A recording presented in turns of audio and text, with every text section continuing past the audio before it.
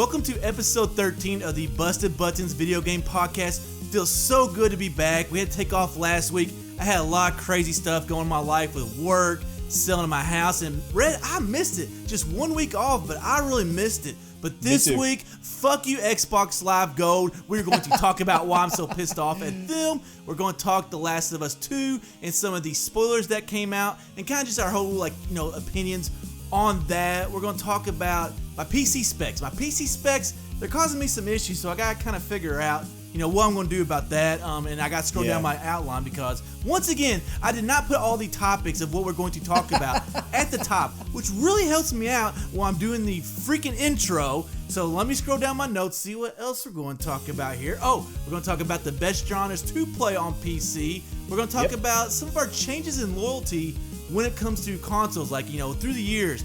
What have we played and what have we switched to? It's actually kind of, well, at least my part's interesting. Red, I don't even know where you stand on your loyalties. And then if we had some time, it's pretty interesting too, I think. We might get into some other things that actually revolve around sports games. But Red, kind of starting off with this whole, actually, I'm just going to go right into it. And talk about, I want to hear what you have against Xbox Live Gold, first of all. Well, first of all, oh man, I was a hoe this week and I got pimp slapped because I'm one of the biggest bitches in the world, man, because here I am, I need my Forza fixed. I've not played Forza.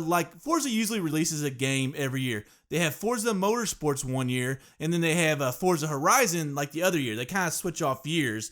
And in 2019, we did not get a Forza game. I think is they're holding out for the Xbox Series X. I think so too. They're waiting for the name to get out of the executive's mouth. That's not good joke.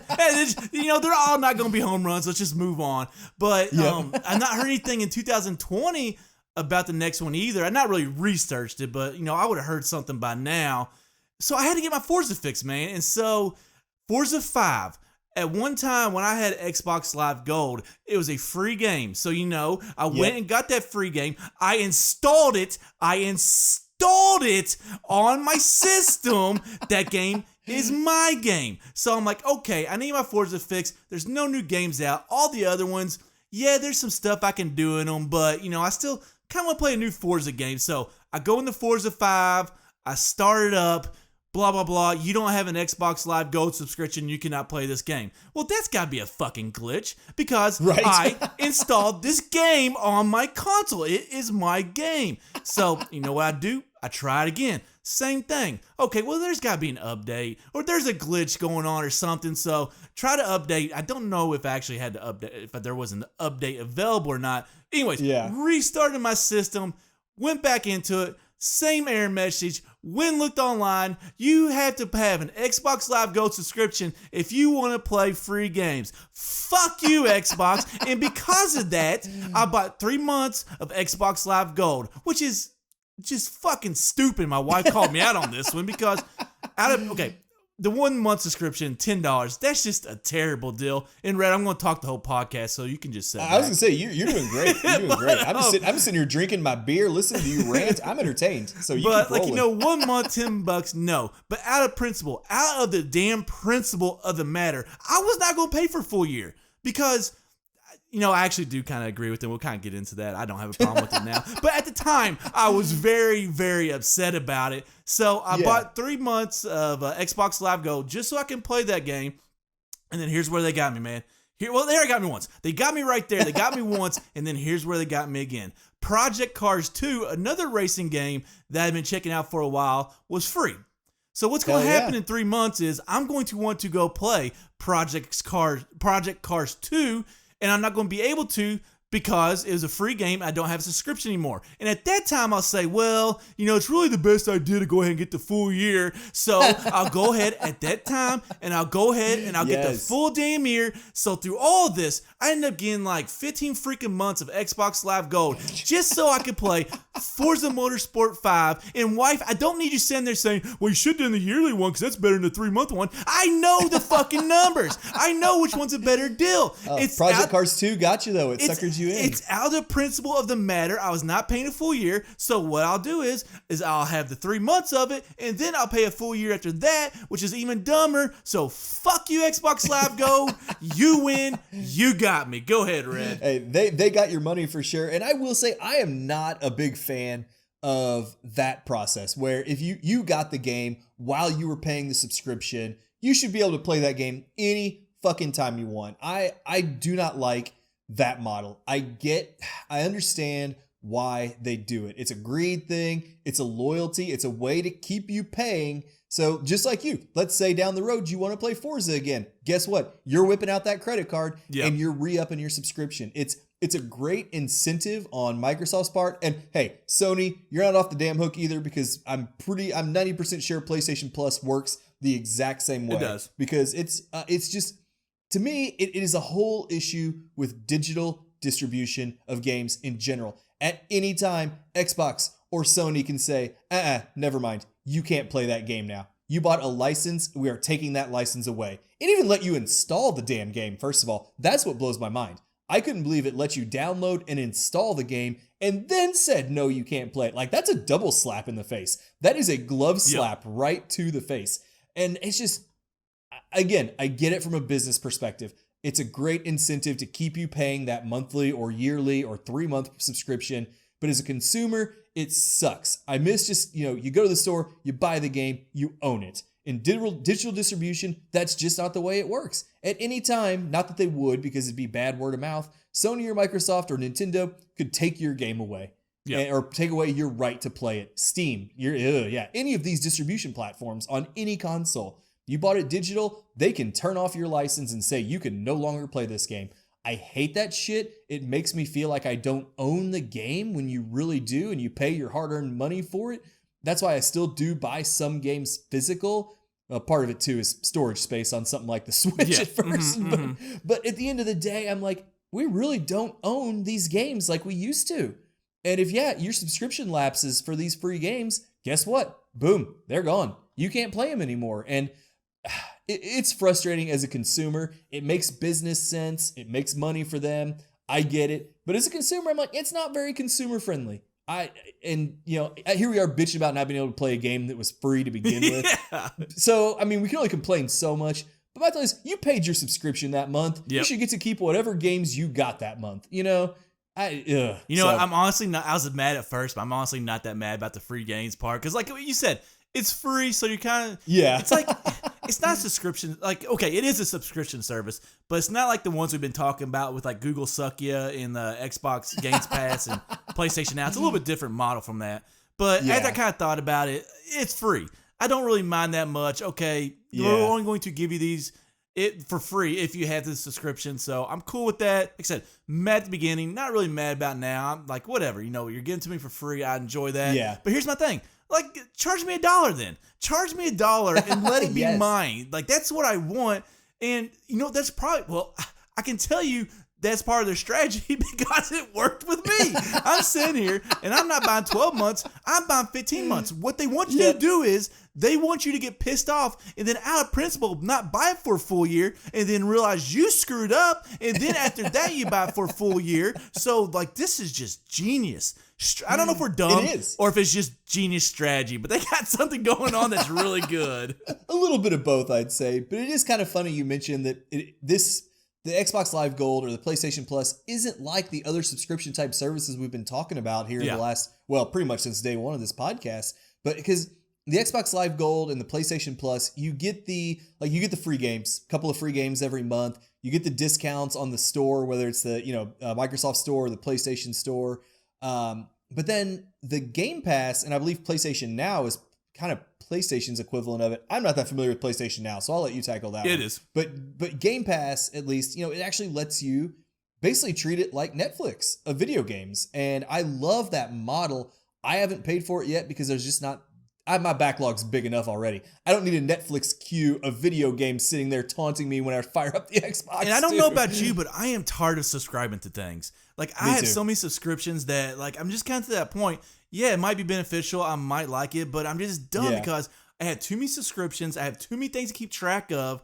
And, just, like, I like to think, okay, I actually think I did look into this. You can actually do it the same way as Xbox Live Gold, where you pay, I think you can pay for the, I'm not 100% sure, but I think you can pay for the whole year or you can pay monthly, which that's kind of nice, but it's just that thing going back to it. I got so many damn subscriptions, and how's it different from this one?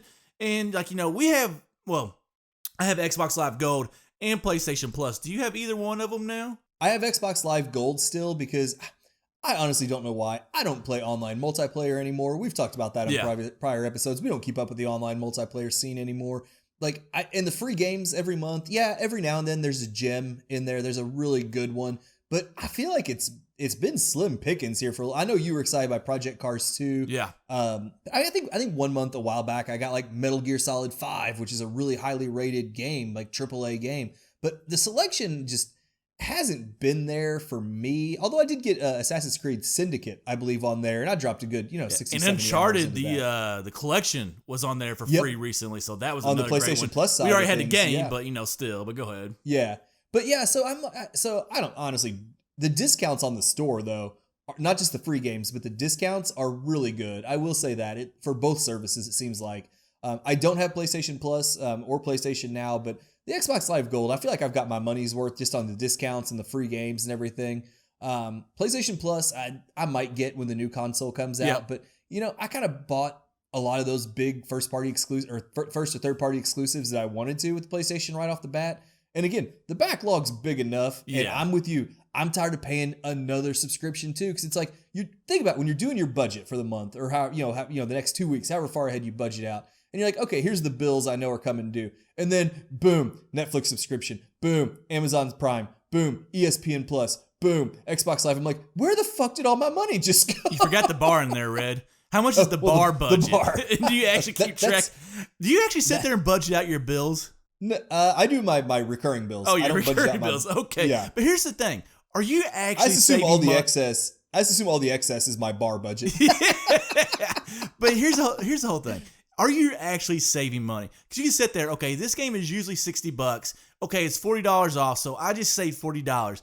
But would you ever spend that $20 in the first place if the game wasn't on sale? Like, if you would never saw it, you would have spent $0 on that game. So are you actually $20 in the hole, or are you $40 ahead? Like, that's the question right there. That's a good way to look at it. And that's some like philosophical shit. I don't know. Hell yeah. I don't know. There's a lot of games I will not spend $60 on, but if I see it for $20, I'll be like, yeah, I'll give that a shot for $20. I look at saving money because it makes me feel better. Like, I spent $60 or $25 over 3 months, and then spent $60 for the full year. God damn it, Xbox Live, you got me again. You got me. But I forgot where I was going. So I don't know. Go with something with what you're going to say. Well, I was just going to kind of say, I mean, we've kind of talking about getting screwed here by Microsoft and Xbox, but one of the big news items here the last couple of weeks was another way that gamers do get screwed potentially. And that's with spoilers. And for those of you who follow the gaming news, we're talking about The Last of Us Part 2. There were some huge leaks recently involving The Last of Us Part 2 that had like story, cutscenes, all this stuff for a single player, like cinematic story driven experience. Like I do not want to see spoilers. I am now, because I know those are out there in the wild, I am in full on, like, in the dark. Like, if it says anything about Last of Us 2, I'm not clicking on it. I mean, even if it's from websites I trust and generally do a great job of not posting the spoilers, like, I'm afraid now, because the story really drives games like The Last of Us Part 2.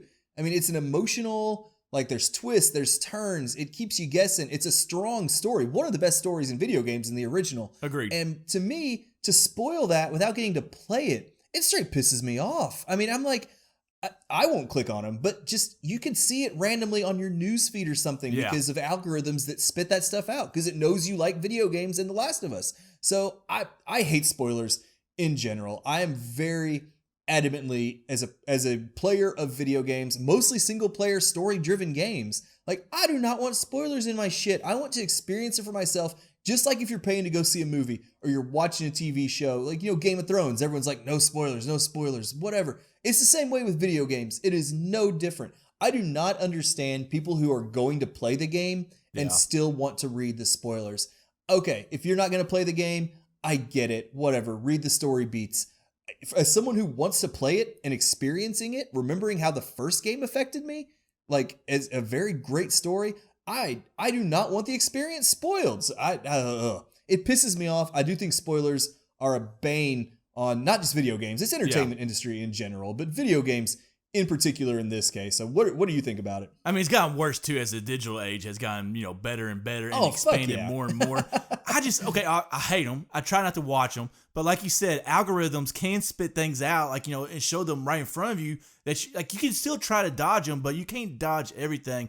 But I just don't like you kind of said this, I don't understand why people want to know something. Like, why do you want to know so much of the story? Like, okay, if you want to know a certain item is in the game, okay, that's cool. Like with Zelda, okay, you want to know the Master Sword's in the game. That's a spoiler. I don't really, that doesn't bother me too much.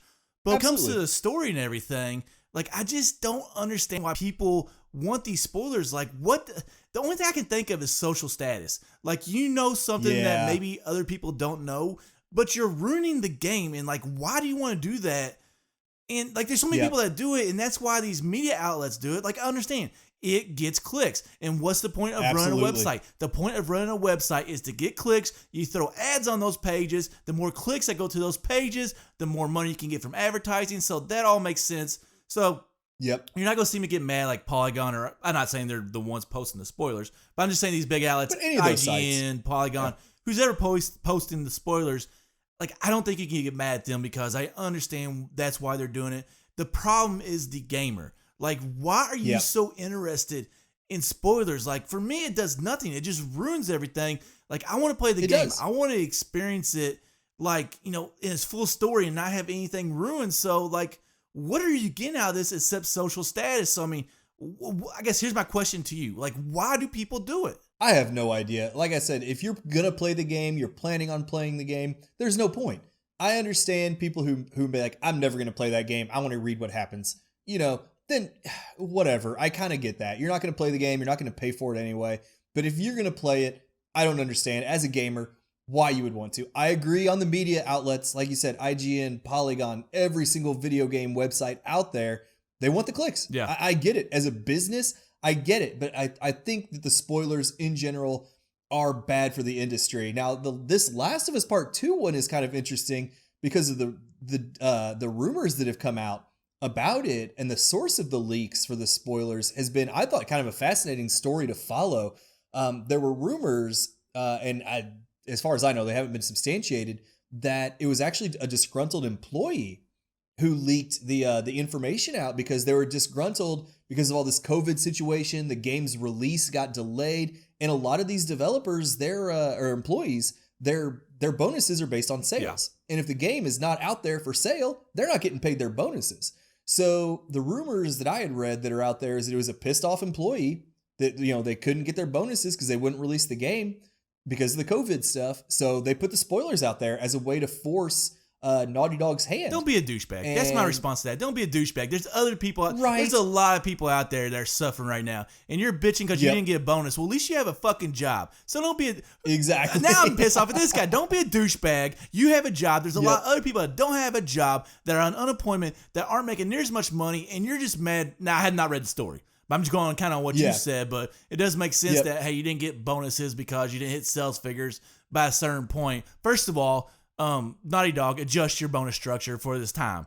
Times are different. Right. Adjust a little bit and do things a little bit differently during this time because you are delaying a game that wasn't supposed to get delayed, and it's only getting delayed because of COVID-19. So adjust what you're doing. Maybe give it an advance. Maybe give it a bonus. So this is a little bit on you too.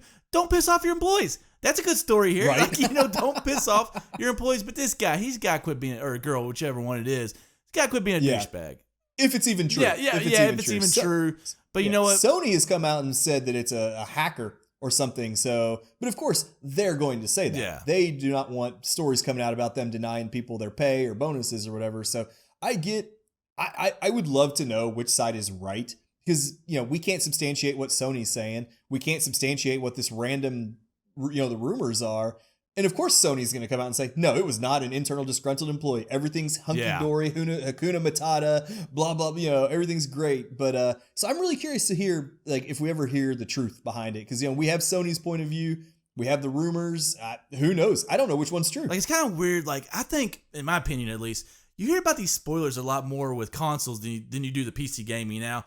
I just kind of started my PC gaming. So it seems like the spoilers don't happen as much for PC gaming, but maybe there's a whole group of PC gamers where actually, is it worse or is it not as bad? I'd say it's just that PC gaming seems a little less popular than Xbox, PlayStation, and Nintendo. The fan base is a little smaller. It's still a very rabid fan base. Don't get me wrong. The whole, you hear the term the PC master race for a reason. But it just seems like it's a smaller audience and less mainstream. So I think the spoilers do still happen, but it's just less popular than Xbox, PlayStation, Nintendo. So, but that is a good segue though into your PC gaming experiences that you've been kind of keeping us a live update on here the last month or so. Yeah, I've been talking about here and there. I'm excited. I wasn't excited. You kind of got me back into it a little bit, and now I'm not down, but I'm a little bit man, because I told you all, first of all, I bought a laptop. And it's not a gaming laptop. I just wanted to wet my beak a little bit, kind of get an idea of how PC gaming would go. And I'm having problems with my frame rate, man. The other day, like my computer, who knows what it was doing, but it was uploading, it was doing updates or something like that. It was running hot. And so my frame rate was like around 19 or 20. And let me tell you what, there's a big difference. Like I can handle 30. Like there's a lot of games. I believe with games like when you if you get like the PS4 Pro, you usually have a chance, like an option of a better resolution or a better frame rate, and your frame rate is usually 30 or 60, I believe. Yes, 30 some frames a second, I'm okay with that. But when you get down to 20, it's a huge difference, man. I mean, it looks choppy, and that's kind of what I'm struggling with right now. I don't mind dropping the resolution down. I'm at 1080p right now. I think the next option, at least for Assassin's Creed Odyssey, is 900, which I'm fine with that. I know there's actually some games that operated below 1080p that were supposed to be, quote unquote HD, which I guess technically 720 is HD. That's where it all started. But so that's just kind of a bummer right now. So I'm gonna kind of look into that, see if I can fix it. But here's the problem: I am playing Assassin's Creed Odyssey on a computer that's not built for gaming. So that's on me, that's too. That's a demanding game. That's a demanding game. Yeah, like you can't play games like that. So, a little bit of it is on me. So, I don't think it's going to stop me. Like, it's something that, the resolution I can definitely deal with. The frame rate, a little bit choppy, but, I'm just trying to get that experience, kind of wet my beak. So, I think it's going to be okay. I will say, I'll try to fix it. I'll try to get through it, but a little bit down right now, but we'll push through. We'll figure it out. Yeah. I will say, you mentioned like the next step down would be 900p, which I assume for you is probably 1440 by 9, depending on the dimensions of your monitor. I gamed on that. My last monitor, until I upgraded here just a couple weeks ago, was only a 1440 by 9 monitor. So I was gaming at 900p as well. And I loved it. Like, I thought, for me, yes, I love the graphics. I love the bells and whistles. I love a beautiful scenery. But I can't tell that much of a difference between 900p and 1080p. I can tell a huge difference between 60 frames a second and 20 frames a second. So I enjoyed playing on 900p because any games I was playing at that point, because you have games now that are 4K, as you know, and it's like you can max out everything if you're playing at something like 900p with a video card that's made to handle something much higher. So I'm excited to be back up to I'm on a not quite full 4K monitor now. I think it's a I have to look. I don't remember what it is exactly. I should know this. I just bought it a couple weeks ago. That was new. Yeah, it is. But like, I'm still not on full 4K. But again, I still have a relatively newer video card that resolution may not be at max, but everything else is. And like I said, I will take some of the effects that you get and the stable frame rate over resolution any day of the week. Because you're talking 1920 frames per second. That's almost a slideshow. Like, that is getting. Plus, there'll be places where it drops even lower, and it is choppy as hell. I'm 100% with you. I would rather have the silky smooth performance with a higher frame rate than to make that trade-off. So yeah, maybe jack it up while you're at some beautiful vista so you can take a screenshot. And then lower it back down. But yeah, when you're running through, there's a lot of action going on, or a lot of stuff happening on screen, like explosions or weather or whatever, gunfire. Not so much in Assassin's Creed Odyssey, but in general, then I would rather have that performance over looks any day. And not everyone has the money to get both. Video cards and computers are expensive. That's my question. More about this because you've looked into it. how much would it take to run 60 frames on a 4K monitor? Like, how much, like, I know you got the monitor and everything, but, like, could you estimate, like, how much that would be to actually game in 4K at 60 frames per second? Oh, the video card alone is going to run you $400 or $500. That's not bad. So to get there, and that's not counting the rest of the computer that you're building around it. Because my computer pushes everything at about 1440p is what my new monitor is. It's like, no, it's beautiful. I love it. Plus, it's just twice the size in general. So I'm liking the screen real estate. But anyway, like, I put over 1,300, I think, into my computer. And then I've updated the video card every couple of years just to keep up with the times. And it's expensive. I mean, it really is. It's still cheaper than if you would get these same specs. If you like walked into Best Buy and said, hey, build me a computer or get me a computer that matches these specs. It's still cheaper to build your own.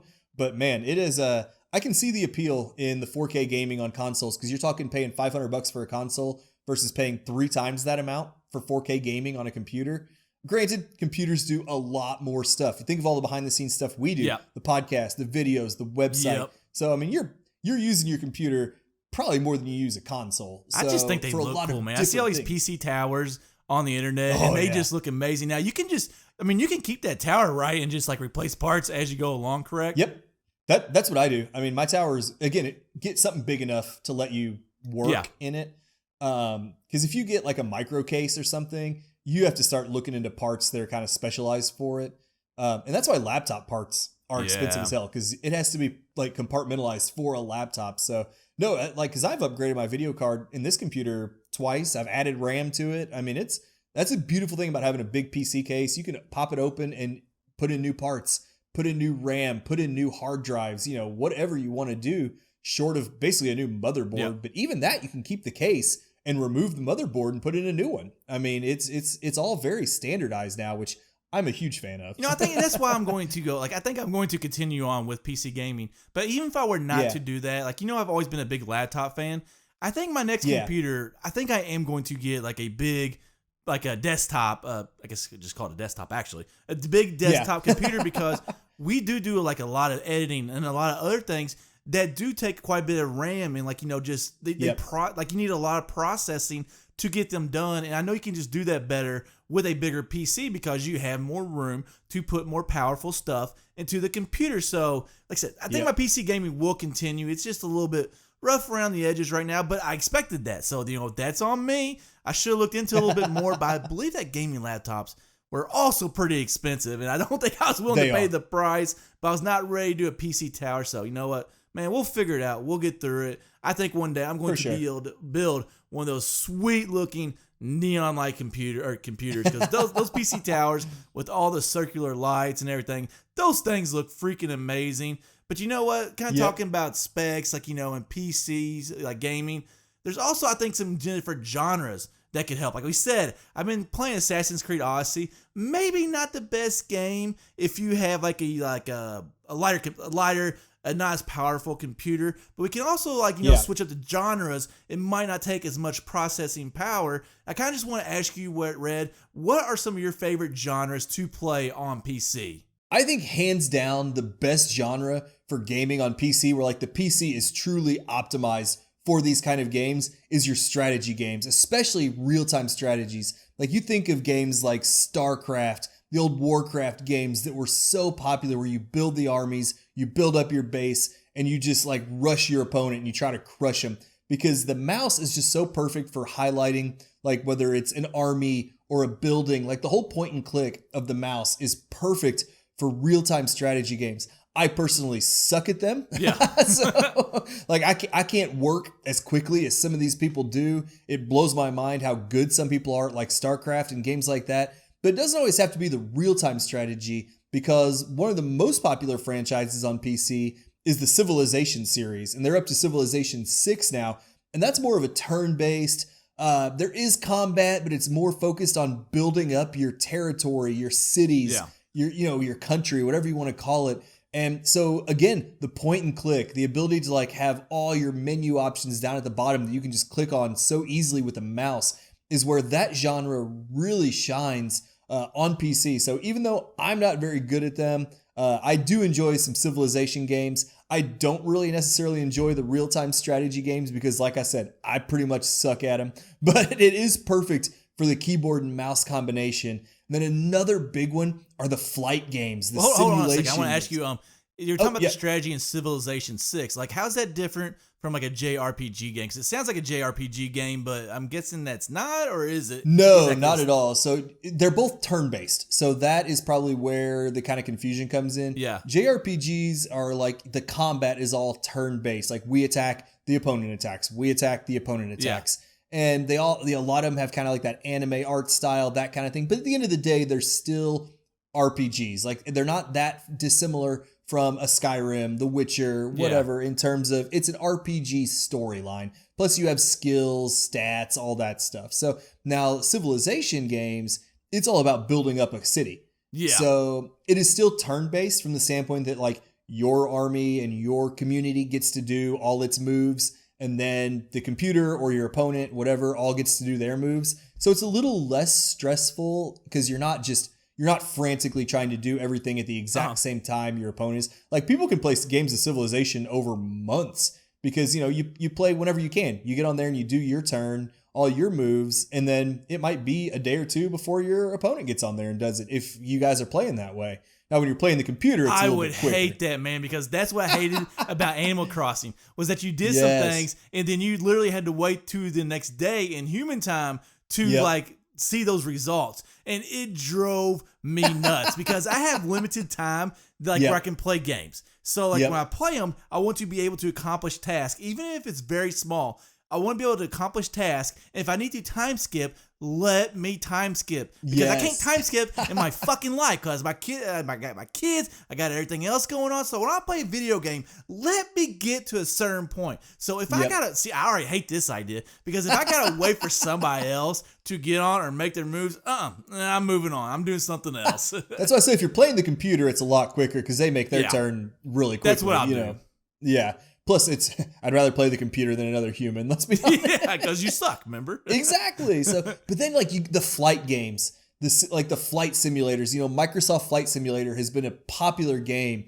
Back in the old days, you had like the X-Wing and TIE Fighter games were insanely popular, where you're literally just in the cockpit of a spaceship or a regular fighter jet in like the Microsoft games, and it's really geared towards controlling with a joystick, actually, like an arcade style joystick, not the joystick on an Xbox controller, but like an actual like airplane joystick. And like those used to be a lot more popular than they are now. There's still a good niche market for them, but like that franchise, because just computers supported the joysticks so much better. I mean, the customization, the really expensive ones had a bunch of buttons you could do, and that whole X-Wing and TIE Fighter series back in the day were massively popular. Of course, part of it's the Star Wars appeal of you getting to fly an X-Wing around or a TIE Fighter. Definitely. But so that genre is really well suited to it as well. I'm trying to think of there's one that's really popular right now, and I cannot remember the name of it for the life of me, and it's gonna bother me.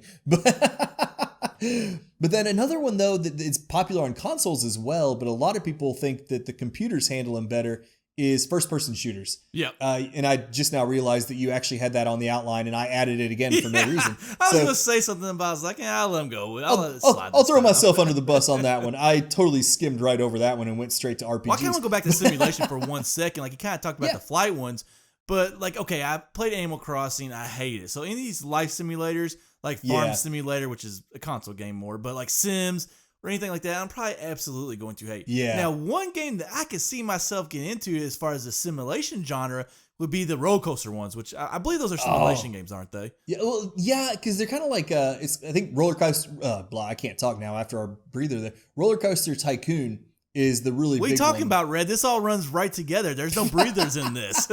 I don't know. I had a 10-minute breather at the start of this one where you wouldn't shut up. Yeah, that's true. But no, like Roller Coaster Tycoon is a really popular game where it's like they took the old Sim City games where you built an entire city and had the city running, and they kind of condensed it down to just like designing a theme park, essentially. And those are a lot of fun because, and again, the mouse and keyboard is so much better because the precision that comes with using the mouse and keyboard and all the menu options you have. You touch of a key. You've got 100 and however many keys on a keyboard to work with.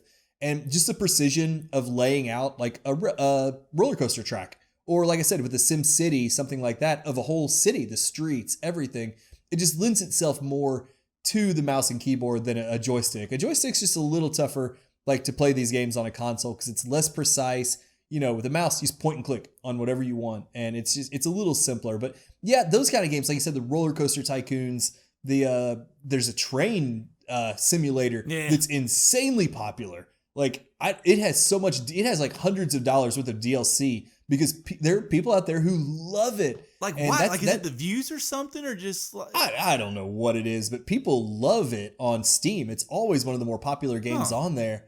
And then, like I said, the SimCity games where you lay out an entire city and try to get it running as efficiently as you can. I mean, those are again, the precision of the mouse really helps with the simulation type games. And I'm sorry, I did not mean to move on without you there. That's fine. Well, those are the type of games I need to play instead of Assassin's Creed Odyssey with a computer that obviously is not able to handle like, a high definition, like, in like huge graphics kind of games, like, play something like a simulator or something like that. Now, although the strategy games, I think those can be very graphic heavy. So, we'll kind of see. Some of them can and also like games like Civilization, because of just how much is going on. Yeah. Not necessarily on the screen, but the numbers crunching behind the screen. It's not so much a graphically demanding, but the processing power. So a game like Civilization or SimCity, things like that, where there's a lot of number crunching and optimization going on in the background, that's where things like your RAM and your CPU, more so, I think, than your video card, really do drive it, because the pure processing power of games of that scale, not in terms of visuals, but just the calculations it's doing behind the scenes are so intense. So I think, I don't think your video card is going to be your bottleneck there. We'll see. But like you kind of talked about, and I know you've talked about this one, you kind of got into it, and I kind of went back a little bit, but first person shooters, I've not played any, but that is probably the next genre. I need to kind of do some Google, because Google is good at something. They're good at searching. They're not good at video games, but they are good at searching. But I need to search Google and kind of see what some first-person shooters are that are good on PC, because that's definitely a genre that I want to try next. And I'm getting that itchy feeling like, it's payday tomorrow. I need to buy something. And I think if I do some good research tonight, that I can maybe buy a first-person shooter game tomorrow. But you kind of talked about some that you liked. I'm going to kind of do some research on my own, see what everybody ranks really highly. But you kind of talked about, and I'll let you kind of expand on this. For sure. The mouse, like in the aiming in general, I've heard is just better on first-person shooters. And is that the reason why you like them so much on the PC? It is. Just the mouse just feels so much more precise. And I know I kind of use that term a lot talking about the strategy and the simulation games, but the precision that comes with the mouse, plus you're not relying on how fast like your X and Y axis sensitivity are set on when you're using a controller. Like with a mouse, it will move as fast as you move that mouse. For better or worse. Sometimes if you're really trying to focus in on something, it can be a hindrance, because any little shake of your hand and it's going to pick that up. But to me, just the precision and skill some people have on first-person shooters with a mouse is mind-boggling. Like every year, I used to, but I haven't in a couple of years, I used to try to get down to an event called Land War. And just watching people playing Counter-Strike in like a tournament setting is unbelievable, the skill these people have with a mouse, because they are just flying, like the way they're looking around the screen. It's enough to almost make you sick if you get motion sickness, because I can see that. And people like jack up the sensitivity so it can of their mouse. So it's just so much more precise. And I also love it because I actually do like having the number row on a keyboard to cycle through your weapons, because most of them are mapped through, like your weapons will be mapped like 1 through however many weapons you have. Like Call of Duty games, you only carry a couple, so it'll be like 1 through 4. Doom, you can carry like 10 weapons, because Doom doesn't give a shit about realism. That's how I like my games though, man. Like I love a realistic aspect to it, but at the same time, I'm okay if it's not realistic. But I gotta admit, man, that's one thing that I am still struggling with is the keyboard. Like, like putting my hands in the proper places. And then like on Assassin's Creed Odyssey, like you got parry and stuff. So like parrying, which is Q, and that obviously you can change it if you want. But it's Q, and then get my fingers back on the buttons to move around. Like I am still struggling, but I kind of see what you're saying. Like, Yeah. you know, yeah, it's cool that you can hit 1 through 12, or not 1 through 12. Say my name there. I'll bleep that out in post-production. There we go. But how long have you been using a keyboard and you're sitting here? You know what? I was thinking about the F keys and not the number keys. Yeah. That's why you I do said have F12. 1 You do through have F1 12. through 12. Not the number keys. I was definitely talking about the F keys, but I do like that concept where, like, you know, you kind of go through and, like, even though you do it, I'm guessing that you still have to look down at the keyboard, but looking at the keyboard for a few seconds to change a weapon. You know, that's one thing that I am excited about with first-person shooters, and then also PC gaming in general. And I kind of also know some other ones, and we won't talk about these too long, but you know, RPGs are kind of great on PC. You got your World of Warcraft, your Skyrim, your Witcher 3, which I believe you play on PC, right? Yep. Loved it. Again, just having the number keys to like set like your potions and your signs to was such a clutch thing. And that's why I like games of like World of Warcraft, which like the massively multiplayer online games are also perfect for, because you could have 10, 12 skills or spells that you use regularly and just line them up across the top. So anyway, I'm sorry for interrupting you. I'll let you go. I've been kind of using that for Assassin's Creed Odyssey now. Like they're more kind of like 1 through 4. Like they have abilities, and I'm not sure if you can get more abilities as the game goes on, but really as far as number wise, it's just 1 through 4. And then also kind of another great genre on the PC. And these are just ones that we've kind of heard either play. Well, I've not played them because I'm getting started in PC gaming, but I've kind of heard you talk about, and then I've kind of looked online a little bit. And if anybody's interested in it, like, you know, these are kind of genres that we know that are great. So I guess we're trying to help you out, but for once, we're not just bitching at stuff. We're trying to help. Yeah, but also adventure games, which, you know what, I put that down. I don't know what the hell adventure games are. Do you know what they are? Like, yeah, like the old school, like point and click. I mean, they're almost more called there's a term for it now where it's not a lot of action. There's not a lot of quote unquote game to it. Yeah. It's more like pointing and clicking to solve puzzles. Like if you think back to old games, like Grim Fandango was a really popular one back in the day.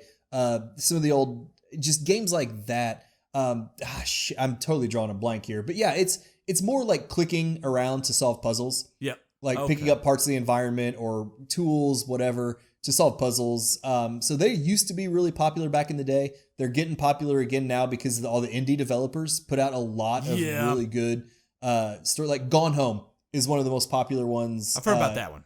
Yeah, here in the last couple of years.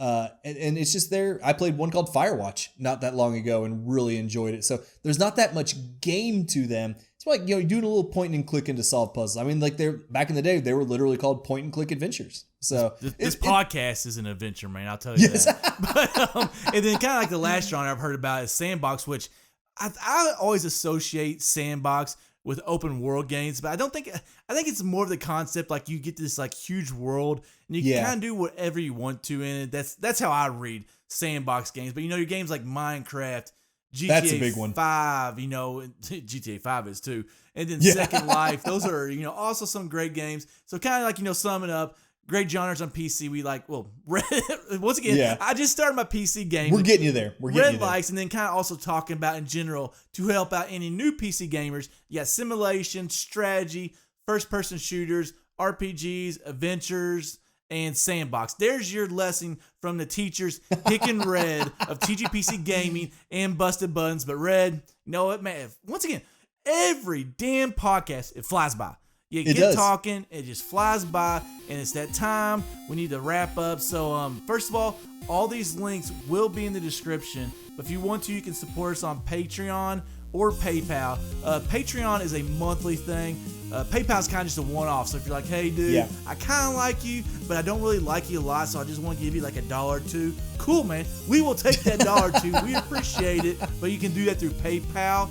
And then, as always, if you can't support us financially, which we're absolutely cool with, completely understand. A rating and review. It's not that hard to click the 5 stars if you're on Apple Podcasts, which most people are. You know what? If it's not 5 stars, just lie. Just lie, baby. You can lie. We'll take it. And then we also have some merchandise on our websites, both Zelda on Two Guys Playing Zelda and all video gaming on TGPC Gaming. We may earn a commission on purchases through our links. And Red, you kind of want to talk about, you know, our Facebook groups, YouTube, Discord, social media, blah, blah, blah.